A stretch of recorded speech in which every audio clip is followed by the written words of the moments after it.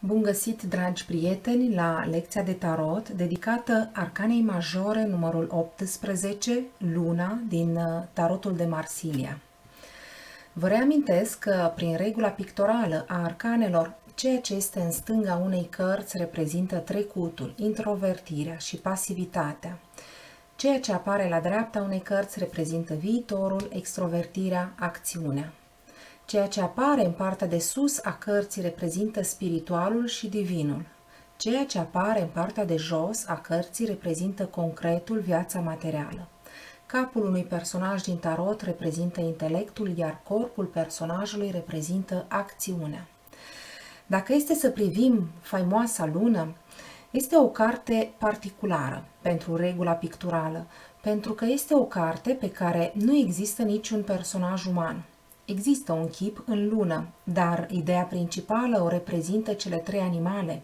Avem un câine, un lup și un rac în apă. De ce nu sunt desenate ființe umane?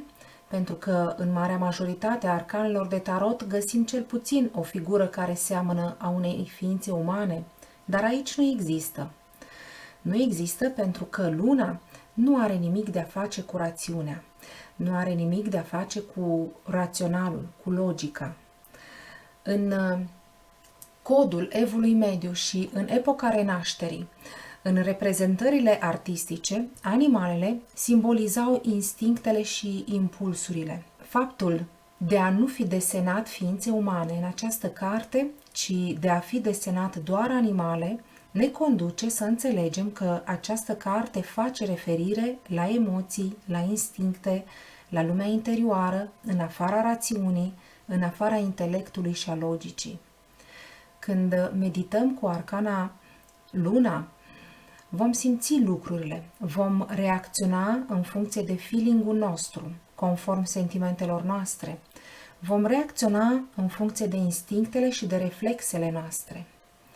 Când medităm cu arcana Luna, ne vom baza strict pe simțurile noastre, fără a căuta noțiunea intelectuală pentru a lua o decizie. Ce este interesant de observat este că chipul din lună privește spre stânga, privește spre trecut, spre introvertire și spre pasiv. Ce vrea să transmită aceasta? Luna este asociată cu trecutul. Într-un mod foarte strict, arcana Luna din tarot ne vorbește despre ceva care revine din trecut sau despre o amintire care se întoarce din trecut sau despre rădăcinile culturale din copilărie în care am fost crescuți. Legătura cu latura introvertită ne spune că arcana Luna ne duce în lumea viselor, în lumea interioară, cu imagini născute din emoții și sentimente. Luna privește la stânga și este pasivă. Câteodată, în funcție de ciclicitatea astrului lunar, simțim lene, simțim plictiseală, apatie, indiferență, nepăsare. Un alt element pictural interesant sunt cele două turnuri din arcană. Turnul din stânga este deschis la acoperiș, comparativ cu turnul din dreapta, unde acoperișul este închis. Acest detaliu ne spune că trecutul și lumea interioară sunt deschise și pot apărea în prim plan. De aceea, arcana Luna, cu chipul care personifică astrul, este o arcană extrem de imaginativă, pentru că tot ceea ce privește lumea interioară poate apărea și poate ieși la iveală. Ea poate fi creativă datorită imaginației. Este și cartea artiștilor, scriitorilor, poeților, romancierilor, regizorilor, fotografilor. Arcana Luna reprezintă orice artist care trebuie să se bazeze pe imaginația lui și care este capabil să se inspire din trecut, din lumea lui interioară, care este capabil să mediteze pasiv, lăsând imaginile să vină. Toate acestea sunt reprezentate de turnul din stânga, deschis, în timp ce la dreapta, la nivelul viitorului, în ceea ce privește activitatea și extrovertirea, turnul este închis. Arcana Luna confirmă prin acest turn închis la dreapta că lucrurile sunt în gestație, iar gestația nu a ajuns la final. lucrurile sunt în întuneric, iar soarele sau lumina zilei nu este încă pregătită de noua apariție. Ca și cum ni s-ar transmite că viitorul nu este pregătit încă, este închis. Imaginați-vă acest turn din dreapta arcanei ca o cutie pe care știți că o veți primi într-o săptămână pentru aniversarea voastră, dar atâta timp cât săptămâna nu a trecut, nu știți ce este în această cutie. Nu puteți decât să presupuneți prin intuiție și imaginație, să ghiciți ce este în cutie, dar adevărul este că va trebui să așteptați încă o săptămână înainte de a ști ce este în cutie. De aceea, turnul din stânga este deschis, iar cel din dreapta este închis. Încă un detaliu grafic important în această arcană este bazinul cu apă, pe care îl vedem în partea de jos a arcanei. Am vorbit și în alte arcane despre simbolistica apei. Apa simbolizează lumea interioară cu emoțiile sale și cu imaginile care o însoțesc. Acest bazin cu apă este amplasat în lumea concretă și în planul vieții materiale a arcanei. În bazin avem un animal, un crustaceu, care este în procesul de ieșire pentru a se îndrepta spre lună și spre planul divin al arcanei. Crustaceile au o slăbiciune, năpârlirea, ceea ce le face foarte vulnerabile. Trebuie să se ascundă adânc într-o gaură până când noua lor carapace se întărește. Acesta este exact ceea ce se întâmplă când trăiește acest arcan. Crustaceul simbolizează ceva care se pregătește, ceva pe care nu-l putem încă distinge, dar care este gata să apară. Putem face legătura între lună și maternitate sau ne poate atrage atenția asupra faptului că există undeva în lumea emoțională ceva foarte concret, ceva care are de-a face cu viața materială. Am spus deja că luna are de-a face cu instinctele, iar când există un instinct, când intuiția ne vorbește, când curajul ne vorbește, există ceva înăuntru corpului nostru, ceva solid, palpabil, aproape la limita violenței, care ne cuprinde din interior și care ne dă o intuiție. Tot acest proces de urcare către planul spiritual și divin, transmis prin arcana luna, ne transmite o intuiție din simțirea lăuntrică a organelor interne, vezi crustaceul, dar pe care vom dori să o reprimăm, vezi conflictul dintre câine și lup, vom dori să o transformăm, vezi moleculele de apă sau de lumină, în ceva abstract, în ceva imaginativ sau în ceva creativ, vezi luna și soarele. Poate fi vorba despre un sentiment, pentru că nu este neapărat vorba despre ceva negativ. Poate fi vorba despre întâlnirea cu o persoană, iar ceea ce simțim în interior ne spune că este vorba despre iubirea vieții noastre. Așa că acest instinct, acea simțire lăuntrică, este acolo, în planul concret. Grafica lunii din arcană poate fi tradusă într-un concept abstract, ca cel al familiei, ca acela de a întemeia un cuib, de a întemeia o casă, o viață conjugală și care vine undeva de la certitudinea instinctivă. Dar acea certitudine instinctivă devine un proces spiritual care transformă și care ne permite să mergem mai departe în viața noastră, bazându-ne pe fundamentele trecutului, pentru a ne îndrepta către un viitor pe care nu-l cunoaștem încă. Cum facem să înțelegem o carte de tarot în câteva minute? Trebuie să revenim mereu la esența cărții, pentru a fi capabil să o adaptăm la orice situație pusă în discuție de un consultant.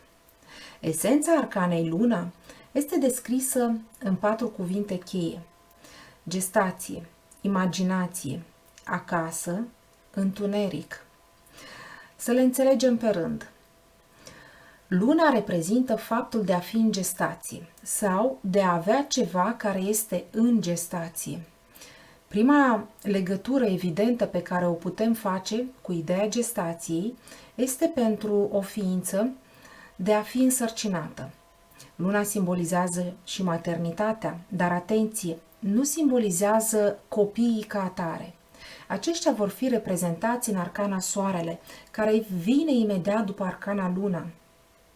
Aici vedem simbolul fătului în pântecul mamei, pentru că fătul este în gestație. Într-un mod mai larg, arcana Luna reprezintă toate proiectele, toate momentele din viață în care lucrurile sunt în devenire. Dacă arcana Luna apare într-un tiraj, aceasta ne transmite că ne putem aștepta la apariția a ceva sau a cuiva, la o creștere, dar dacă acționăm acum, situația sau lucrul în cauză nu este suficient maturizat, nu este încă adecvat. Nu putem avea acces imediat pentru că nu este încă pregătită situația. Arcana Luna ne indică faptul că gestația merge bine și că putem să ne așteptăm la rezultate bune.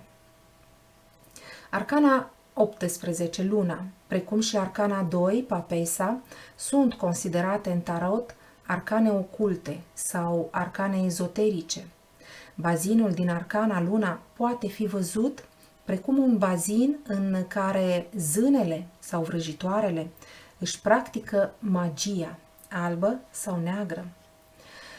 Pe de altă parte, Luna reprezintă imaginația. Când medităm cu arcana Luna, avem acces la o lume a viselor, la o lume interioară, avem acces la amintiri, avem acces la senzații și sentimente, cu ajutorul cărora putem crea. Arcana Luna ne arată că avem acces ușor la lumea interioară și că putem crea ceva prin imaginație. Luna este în legătură cu noțiunea de acasă. Dacă am vorbit mai înainte despre gestație și despre simțire, evident, se pregătește ceva. Suntem în bucătăria casei, suntem acasă.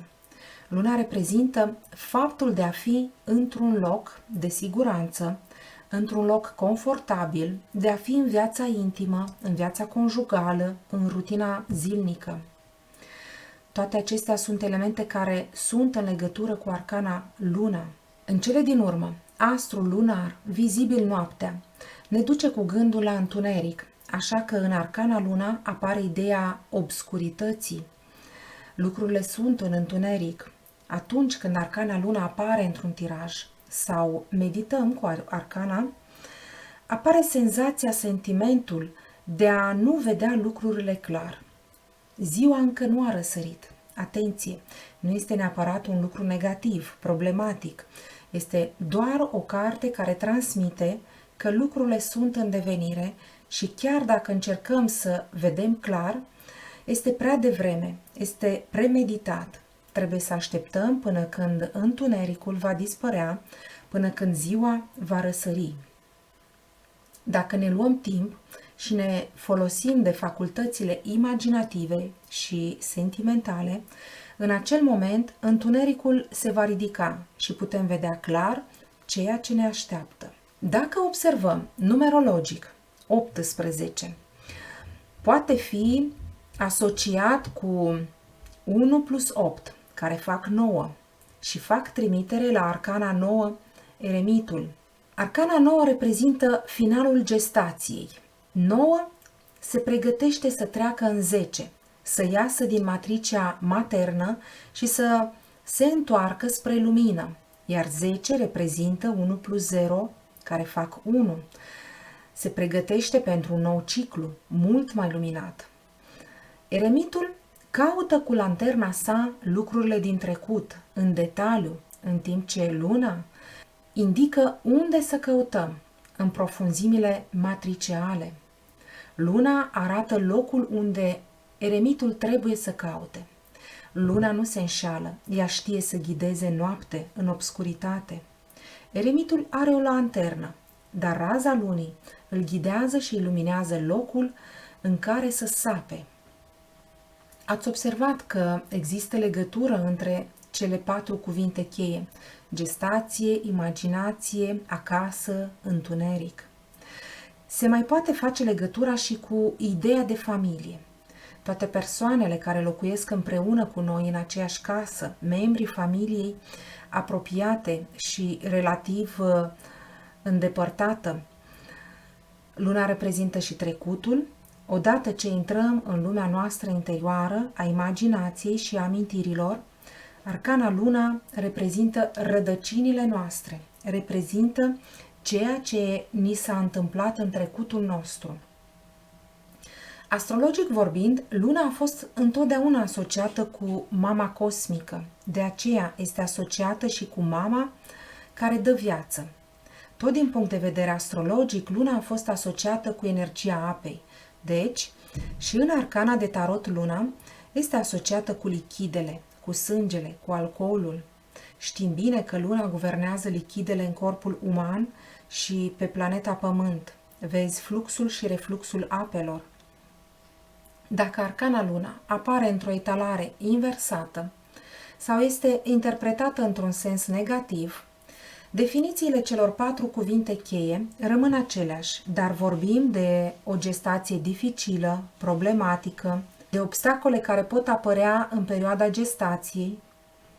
Imaginația devine proastă, face sânge rău sau lipsește cu desăvârșire.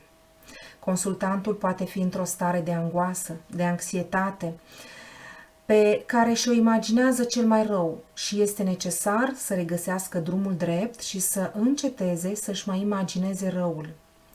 Ideea de acasă în energia negativă a arcanei poate însemna o casă în care devenim sau ne simțim prizonieri, în care viața conjugală nu este armonioasă. Există dificultăți în viața intimă. Ceea ce se întâmplă în mediul familial este problematic, dificil, chiar înfricoșător. În concluzie, dacă consultantul își face griji, dacă își imaginează lucruri rele, este normal să dezvolte o anxietate. Este normal ca întunericul, subconștientul său să devină deranjant. Luna reprezintă lucruri pe care nu le putem distinge complet, iar aceasta poate duce către angoase, îngrijorări. Pentru că consultantul să reușească să schimbe percepția și să vadă partea pozitivă a arcanei Luna, trebuie să înceteze să se mai îngrijoreze, să înceteze să-și mai imagineze răul, pentru a cădea în latura mai senină și mai calmă. Astfel, va fi în stare să aștepte o gestație, imaginându-și că lucrurile se întâmplă bine, că se simte confortabil în casa lui și că întunericul ia sfârșit. Arcanele care formează un duo întrețin o relație de dependență reciprocă, fiecare îmbogățind-o pe cealaltă, prin opoziția sa și permițându-i să-și dezvolte toată forța, nu pentru a o contrazice, dar pentru a-i face ecou, repetând și întărind sensul său.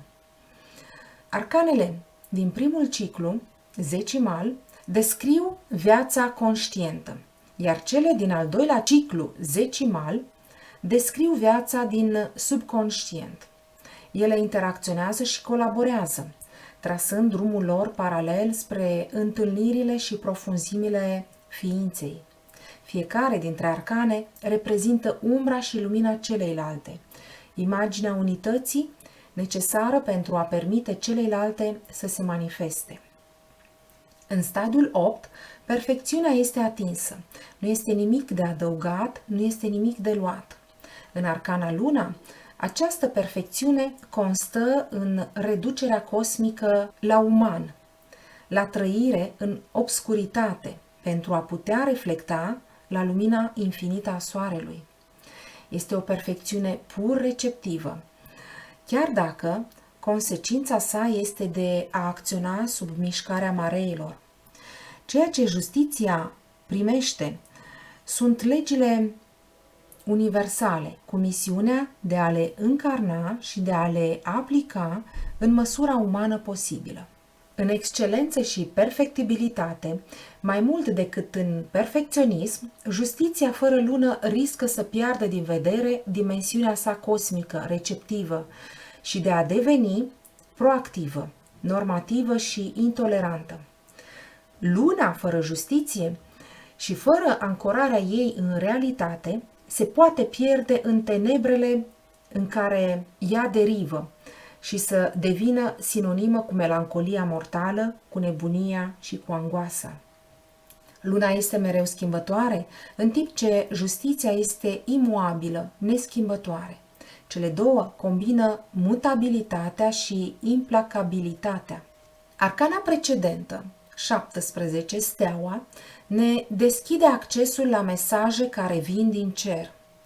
Arcana Luna pare să ne protejeze împotriva iluziilor, ne indică maniera în care să înțelegem mesajul cerului. Arcana precedentă, steaua, vorbește într-adevăr despre intuiția divină. Prin simbolul păsării face acces la spirit sau la spiritele care vin și ne dau mesaje. Dar dacă știm să descifrăm mesajele, asta se întâmplă în stadiul 18, luna, când avem puterea să descifrăm propria intuiție. Faptul de a primi mesajele, faptul de a dezvolta mediumitatea, se întâmplă în arcana steaua. Dar în arcana luna este o lucrare psihanalitică. Faptul de a săpa în profunzimile subconștientului, în spatele rocilor și de a scoate la suprafață perlele și comorile. Putem vorbi de intuiție în arcana 18 în sensul cunoașterii sufletului uman, în sensul psihologiei umane, a profunzimilor inconștientului. Despre intuiția care vine din cer, despre artele divinatorii, vorbește arcana steaua, iar în arcana luna avem mijloacele de descifrare, de traducere a acestor mesaje și de retranscriere. Există diferență între cele două arcane. În steaua avem un curs de apă, un râu sau o mare agitată, un peisaj natural. În luna avem un bazin, ceva construit de om, cu margini rectilinii. Poate fi un port, dar vorbim despre ceva uman, despre psihologia umană profundă. În luna avem două turnuri rigide, evident, construite de om, în timp ce în arcana steaua avem doi copaci naturali. În luna avem un crustaceu, iar în steaua avem o pasăre aeriană. Vedem într-adevăr diferențele care ne arată că în arcana luna revenim la inteligența și psihologia umană și nu vorbim despre spirit. Luna este unul dintre cele mai vechi simboluri ale omenirii. Reprezintă excelența tiparelor feminine, mama universului. Calitatea sa de bază este receptivitatea. Luna, planeta satelit, reflectă lumina soarelui. În arcana 18 ne aflăm în miezul nopții, dar este o noapte luminată de această umilă receptivitate. Luna este și lumea viselor, un tărâm al fanteziei, iar subconștientul este asociat cu noaptea. Tarotul înfățișează luna precum un soare cu o față, dar nu se uită direct la noi. Este o semilună în creștere, care se uită din profil. O parte din ea este încă invizibilă. Luna nu strălucește cu propria ei lumină, ci datorită soarelui. Astrul ceresc, reprezentat în tarot, este în creștere, semn că nu totul este vizibil în această carte. În acest sens, luna reprezintă misterele sufletului, procesul secret de incubație, de gestație, tot ce am ascuns. Chipul nu este cel al unei fete tinere, ci un chip imprimat cu înțelepciunea străveche, care decurge din razele sale portocalii. Razele roșii, de pe fundal împletite cu cele portocalii, indică marea supraviețuire, capacitatea vitală și fertilitatea extremă. Această energie este păstrată și ascunsă. Albastru ceresc este culoarea care predomină în arcană, simbolul spiritualității și al intuiției. Luna este conectată la ritmul biologic al omului, la apă, la maree, la ciclul feminin și la tranziția de la viață la moarte. Sub această entitate, luna, cele două animale stau față în față, iar pe fundal sunt două turnuri în curs de dezvoltare. Aceste două animale par a fi doi câini, dar pot fi și lupi sau unul este un câine, celălalt este un lup. Se îndreaptă spre lună, urlă la lună și mănâncă. Ei mănâncă picăturile de culoare pe care le emite luna. Îi putem privi ca un simbol al fraternității, doi copii care așteaptă ca mama să îi hrănească, material, emoțional și intelectual, ca doi frați care se iubesc sau rivalizează. Cele două animale se ating cu labele. A fi între câine și lup este momentul din zi magic unde soarele va răsări la orizont. Este momentul când vrăjitoarele sau alchimiștii culeg roa, esența magică a vieții. Animalul din stânga este albastru, cu coada ridicată. Ar putea fi câinele nebunului, dar acum mult mai mare. În arcana luna, animalul albastru deschis reprezintă o creatură mai spirituală. Limba lui verde reprezintă receptivitatea. Coada este ridicată și în spatele lui trebuie să remarcăm că acoperișul turnului este deschis, de asemenea receptiv, iar turnul are o ușă, simbol că în trecut există mereu un pasaj de trecere către arhiva vieții. Animalul de culoarea pielii, care ar putea reprezenta materialul, lasă coada în jos și are o limbă roșie, activă. Acest animal este în fața turnului acoperit, care nu pare să aibă ușă, ceea ce indică că este ermetic, în sensul ermetismului. Pentru a-l accesa este nevoie de o cheie, dar cheia se poate afla în fundul lacului sau în tot ceea ce astrul luminează în obscuritate. Acest turn este mult mai luminat pentru că este în latura soarelui, în latura zilei. La poalele acestui turn vedem 3 trepte albe, care amintesc de treptele din arcana 16, Casa Domnului. Chiar și acoperișul său zimțat este acoperit de sloturi complementare, strânse ca niște dinți. De aici putem deduce că corpul fizic, dens, se îndreaptă cu siguranță către acțiune și nu are tendința de a primi decât dacă trece prin intelect, simbolizat de animalul albastru. Oricum, ar trebui să remarcăm că urechile fiecărui câine are culori suplimentare, la fel ca simbolul din teoria taoismului. Fiecare extremitate poartă particula celei opuse. Există aici fenomenul de proiecție psihologică. Iubim pe cineva pentru că găsim în el stări pe care le iubim la noi înșine, sau invers. Nu iubim pe cineva pentru că, într-un fel sau altul, regăsim în el lucruri care nu ne plac, dar le avem și nu le știm. Picioarele acestor două animale formează ceva similar cu o insignă sau un blazon, cu 3 niveluri, cuprinzând o scenă din spațiul care le separă. Nivelul superior este de culoare verde închis, imaginea unei părți în care luna strălucește, corespunzând unei minți ușor receptive, cufundată în gândire profundă. Nivelul din mijloc corespunde celor 2 câini în picioare. Pe el cresc 2 plante, reprezentând o viață emoțională, bogată, ființa umană în oglindă cu ea însăși, conștientul și inconștientul. Partea de jos, apropiată de suprafața apei, corespunde cu dimensiunea gestației, hrănirii profunde, dimensiunea sexuală și cu aspectul tangibil, corporal.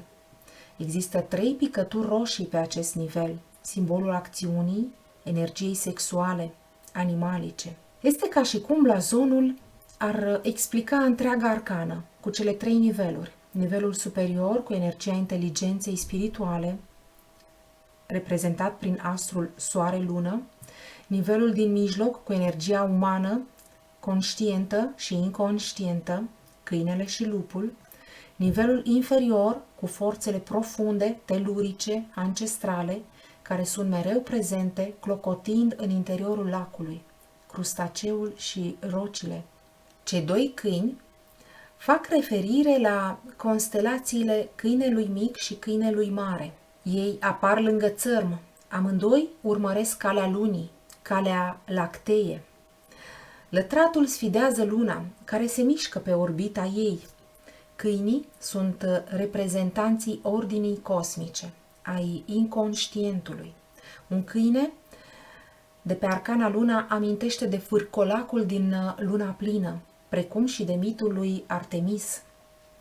În partea de jos a cărții găsim un lac de acumulare, dar văzându-i marginile, este greu de spus dacă este mai mult sau mai puțin delimitat. Apa pare să se unduie, să se tulbure la chemarea lunii. Întinderea de apă care se află în partea de jos a arcanei este ca o piscină, dar agitată de valuri ondulate, care amintesc de mareie. Aceasta ar putea fi și un port. Malul său, în partea de jos a cărții, este alcătuit din stânci și plante sălbatice. Totuși, putem vedea că cealaltă parte este înconjurată de linii drepte, 3 linii negre, delimitate cu 2 linii verzi, ceea ce implică faptul că subconștientul este limitat la marginea sa de dualismul bazat pe rațiune. În centrul apei, care arată ca uterul, se află un crab sau un rac, care poate fi văzut ca un simbol al ego-ului, care aspiră să se conecteze cu luna. Această legătură a existat deja. Crustaceul și corpul ceresc au aceleași culori. Crustaceul dorește să fuzioneze cu luna, fără a ști că fiecare element din arcană comunică deja cu luna. Acest animal, prin capacitatea sa de a se mișca înainte și înapoi, reprezintă incertitudinile existenței.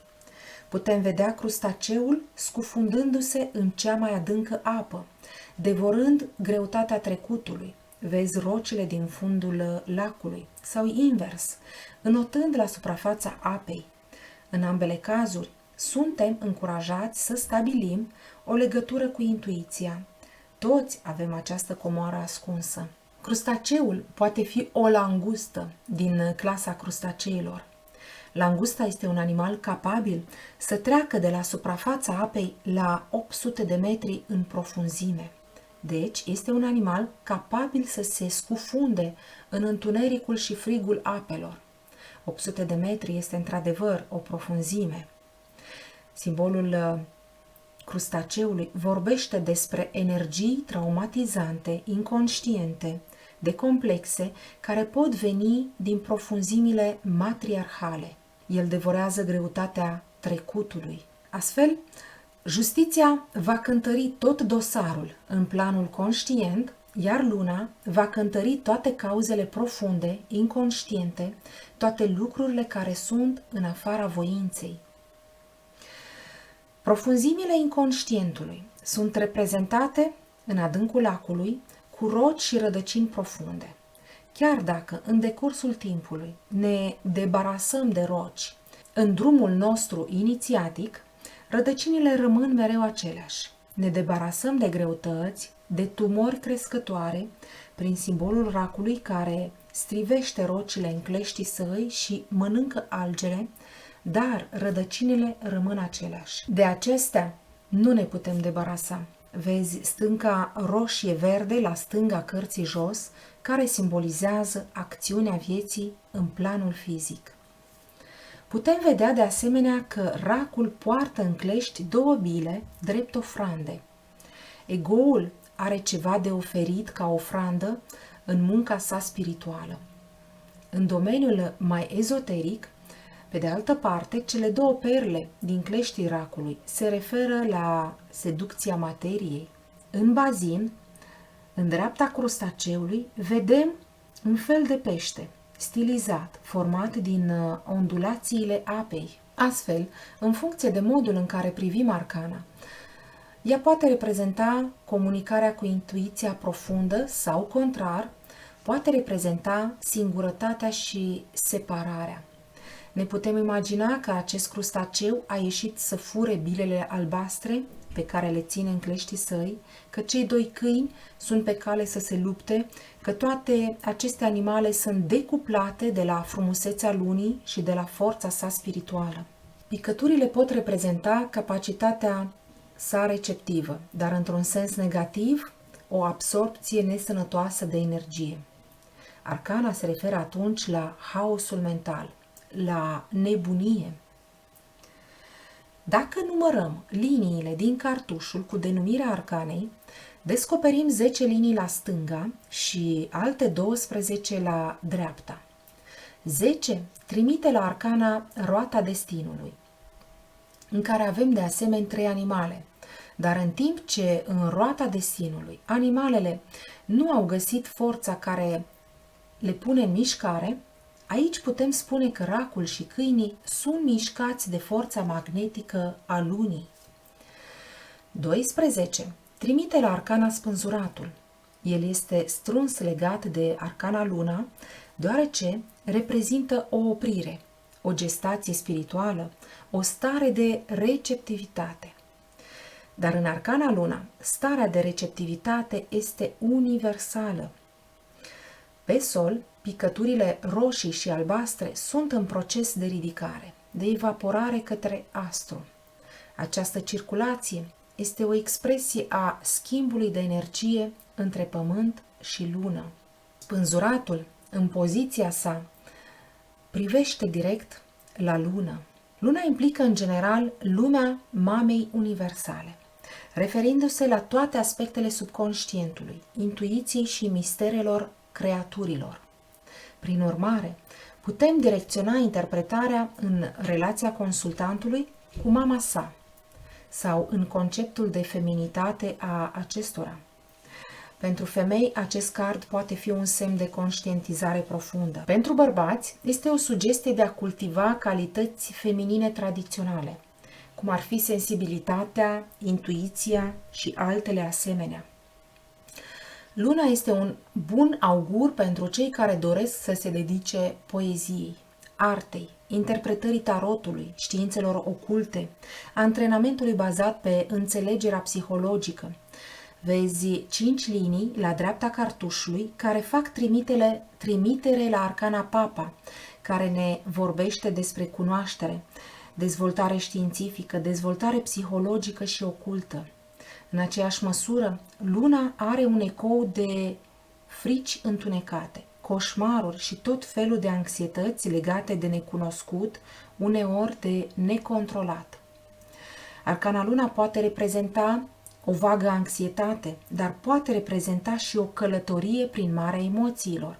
Vezi cele 7 linii în cartuș, la dreapta, care fac trimitere la arcana caleașca, călătoria emoțiilor, instinctelor și impulsurilor. Tinde să favorizeze fantezia, iar toate stările mentale implică în general luna sau fenomenul legat de ciclicitatea lunii. Capacitatea sa receptivă, nesfârșită, este o mare comoară. În arcana luna, inteligența vine să reflecte lumina creatoare a conștiinței, precum luna reflectă lumina soarelui. Iar această lumină vine din inconștient. Ca într-o oglindă, luna se reflectă în crustaceul din apă. Această arcană ne invită să folosim busola interioară, să ne amintim de copilărie, să redevenim copilul care am fost. Vom vedea în arcana care urmează acest copil interior pe care îl ajutăm. Odată cu arcana 18 penetrăm în universul emoțiilor creative. Aceasta ne invită să depășim inteligența rațională și să explorăm teritorii necunoscute, ca de exemplu cel al intuiției, al inspirației și al percepțiilor subtile. Ea reprezintă în același timp atât o poartă de ieșire către lumile pline de mister, cât și o poartă de intrare către zonele cele mai ascunse ale sufletului. Întregul proces creativ presupune sublimarea sau canalizarea fricilor și emoțiilor. Fără această exprimare a creativității, emoționalul invadează ființa umană în toate dimensiunile acesteia. Acest proces presupune și creația a tot ceea ce este viu. Îi rămâne însă consultantului sarcina de a aduce la viață turbulențele emoționale cuibărite în sufletul său. În societatea noastră, 18 este vârsta la care devenim majori. Înainte, vârsta de majorat era 21. 21 este arcana lumea, iar 18 este arcana luna. În consecință, faptul că la 18 ani tânăra persoană are deja capacitatea de a înțelege comportamentul său inconștient nu este complet dezvoltat psihologic, cu scuzele de rigoare pentru cei care aveți 18 ani. Dar la 18 ani, persoana tânără începe să înțeleagă altfel lucrurile și devine responsabilă înaintea justiției pentru actele sale. Interpretările și cuvintele cheie ale arcanei luna sunt intuiție, noapte, vis, imaginație, supranatural, feminitate, mama universului, reflecție, mister, interesant, atracție, sarcină, cezariană, nebunie, ușor de schimbat, timp, mă ascund, tristețe, reflecție, oglindă, amintire, clarviziune, sensibilitate, suflet, subconștient, activitate instinctivă. Persoanele care au 18 în data nașterii vor manifesta o latură foarte familială. Chiar dacă persoana nu este în contact cu familia sa, are tendința de a-și recrea o altă familie, cu prieteni, cu partenerul de viață, cu colegii de muncă. Persoana cu 18 în data nașterii are nevoie de o familie, de un clan. Manifestă o latură mai tradițională, cu amintiri din trecut, cu rădăcini familiale. Lumea interioară este foarte activă pentru persoana cu 18 în data nașterii. Visarea, imaginația, creativitatea, ocultismul sunt activități frecvente. Persoana cu 18 în data nașterii are nevoie să se simtă în protecție în sânul căminului și al familiei, unde desfășoară diverse activități creative. Persoana născută în data de 18 caută să înțeleagă latura spirituală din trăirea fizică, materială și invers. Caută materialitatea din experiența spirituală. Pericolul pentru aceste persoane este asemănător cu al celor născuți în data de 2 sau în data de 9. Dacă cad în introvertire prea adânc, prea profund, riscă să rămână în lumea interioară prea mult timp și devin prizonieri propriei lor imaginații. Fug de realitate în imaginar, în amintiri, iar asta devine un pericol de a nu fi conștienți de realitatea care îi înconjoară. Rămânând doar în imaginar, doar în amintiri, doar în lumea interioară, ei nu își trăiesc viața deloc, ba chiar au teama de realitate și își imaginează doar probleme, doar pericole.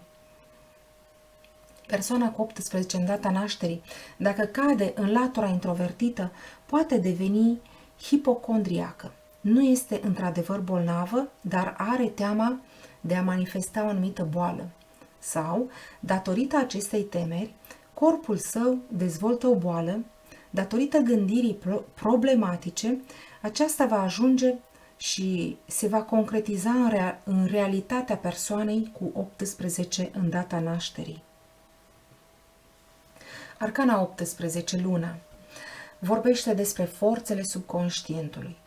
Ele trebuie dezvoltate și folosite, dar și foarte bine stăpânite. Alăturate forțelor conștiente, supuse controlului, rațiunii și logicii. Sensul pozitiv al arcanei este fantezie, poetică, viziune artistică, feminitate, ospitalitate, iar sensul opus este minciuna, superstiția, confuzia, furtul, inconștiența și imaturitatea. Luna este asociată cu numărul 18 și litera R din alfabet. Această arcană are drept corespondență în astrologie zodia racului. Această zodie reprezintă o poartă de intrare a spiritelor în această lume, eul primordial, din care s-a dezvoltat germenele vieții pentru a evolua, conform astrologilor din antichitate. Nativul din rac este sensibil, extrem de emotiv, sentimental, ușor impresionabil. Luna influențându-i starea de sănătate, dar și stările sufletești succesive, contradictorii. Luna îl face pe om să înțeleagă că este departe de a domina, dimpotrivă. Condiționat de energiile emoționale, nu controlează nimic. Eu sunt Valentina. Dacă v-a plăcut această lecție de tarot online, urmăriți și celelalte lecții despre arcanele tarotului de pe canalul meu de YouTube pentru a afla legătura dintre tarot, numerologie, astrologie, alfabet. Dacă v-a plăcut, lăsați un like, dați un share, abonați-vă sau lăsați un comentariu.